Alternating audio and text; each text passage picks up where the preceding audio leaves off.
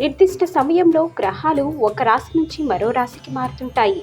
వచ్చే నెల 9వ తేదీ బృహస్పతి తిరోగమనంలో ఉంటాడు.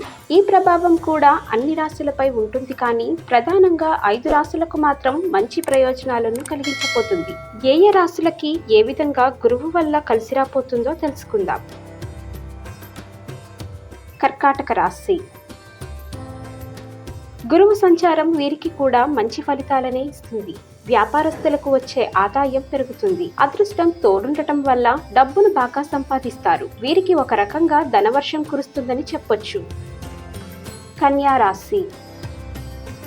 గురువు దయ వల్ల వీరి కోరికలన్నీ నెరవేరుతాయి. ప్రతి పనిలో విజయం సాధిస్తారు. అయితే తొందరపాటు నిర్ణయాలు తీసుకోకూడదు. ఆకస్మిక ధనలాభం ఉంది. వృషభ రాశి. వ్యక్తి జాతకంలో బృహస్పతి బలంగా ఉంటే ఉద్యోగాలు రావటంతో పాటు వివాహాలు కుదురుతాయి. శత్రువుల నుంచి వచ్చే హాని తప్పిపోతుంది. అంతేకాదు, గురువు దయ వల్ల విలాసవంతమైన జీవితం మీ సొంతమవుతుంది. ఈ రాశి వారు చేపట్టే ప్రతి పనిలో విజయం సాధించడంతో పాటు అన్ని పనులను పూర్తి ఆత్మవిశ్వాసంతో చేస్తారు. మిథున రాశి.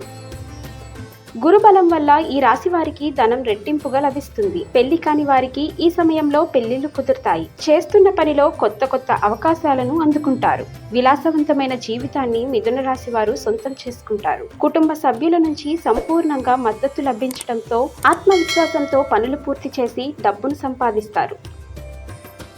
వృశ్చిక రాశి. వీరికి అదృష్టం కలిసి వచ్చే సమయం. పనులన్నీ పూర్తి కావటంతో పాటు వ్యాపారస్తులకు భారీగా లాభాలు పెరుగుతాయి. ధనుస్సు రాశి.